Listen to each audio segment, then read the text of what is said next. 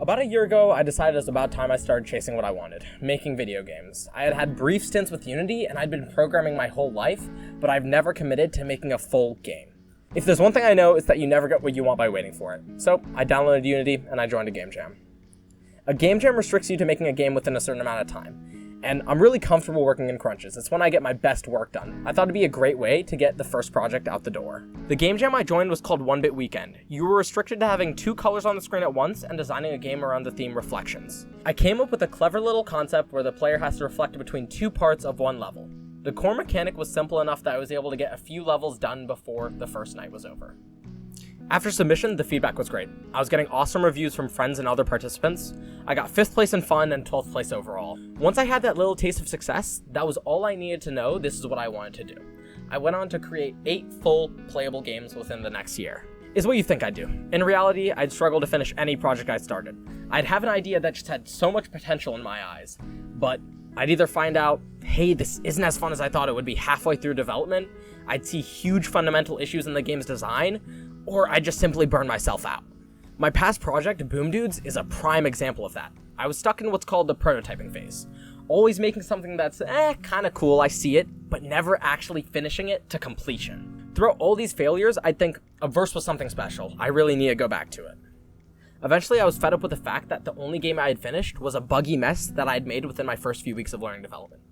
I felt bad for disappointing everyone who followed every project I started. Like, seriously, it became a joke amongst my friends that I just couldn't finish anything. And I remembered what one of my biggest goals was. Above everything else, I really want a game on Steam before I graduate high school. I acknowledge that was never going to happen, but I may as well try.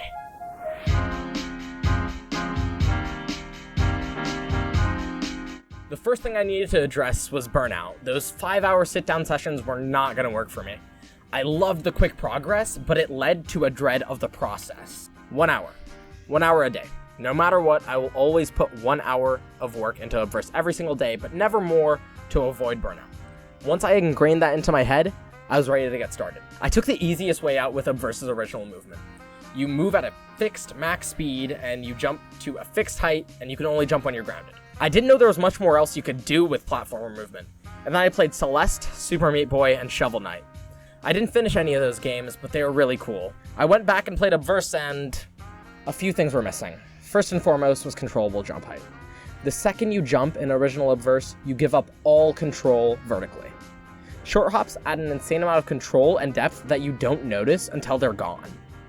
The second thing I added was the second most noticeable, acceleration and deceleration. Instead of instantly going at max speed, you instead accelerate to the max speed and you also decelerate to a stop.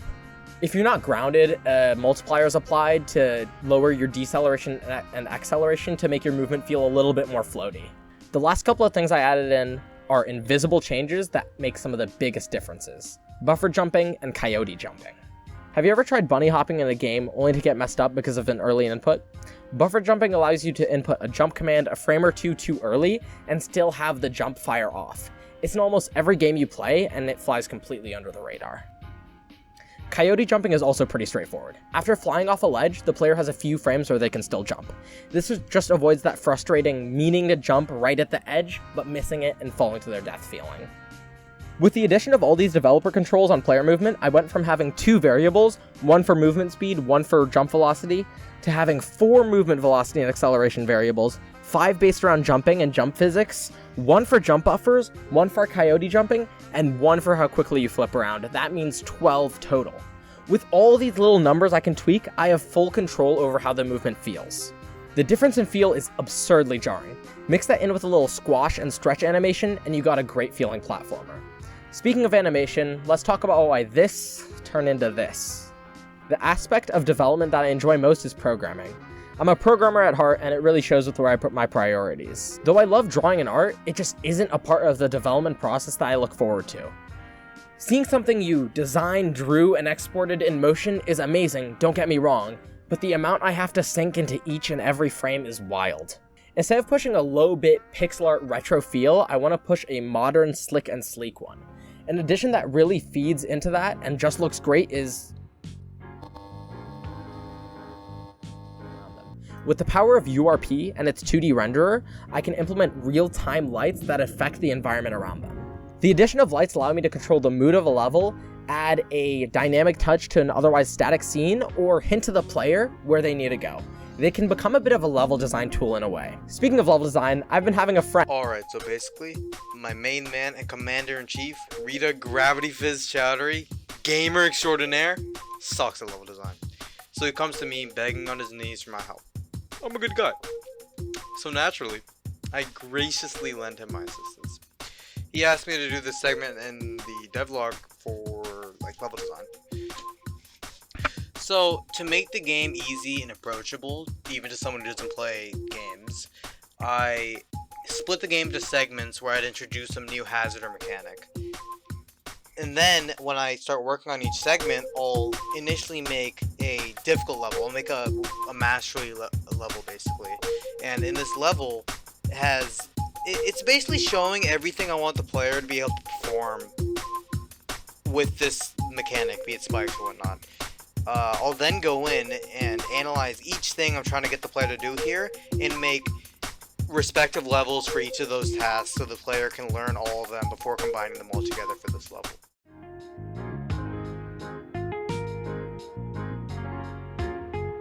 This is a project that I'm looking to work through the rest of the summer. I want it to be a commercial release that I can put on my resume and portfolio as a finished work.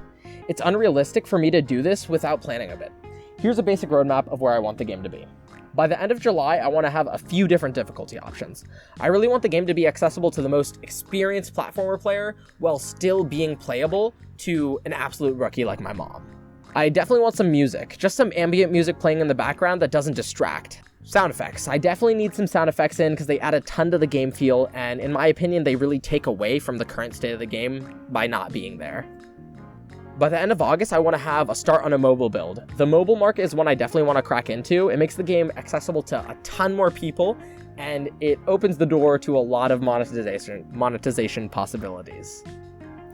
5 to 10 new level building mechanics. Things like seesawing platforms, lasers, and gravity inverted zones.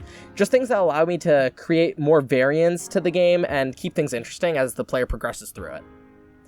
50-ish new levels. Taking the mechanics I've made and creating content out of them. A rough idea of the story, just general guidelines of major plot points and major lines that I want the protagonist and other characters to have. By September 2nd-ish, I want to have the full release happen. At least 75 more levels, so around 150 levels in the full game. Shooting for maybe 3 to 4 hours of playtime for the average player. Keep in mind that the levels will get harder and bigger as the game progresses. A fully fleshed story, don't want to give away too much on that front. And a Steam release, mobile release, and a release on itch ready to ship. It feels good to be excited about a project again, especially one that I'm binding myself to finish.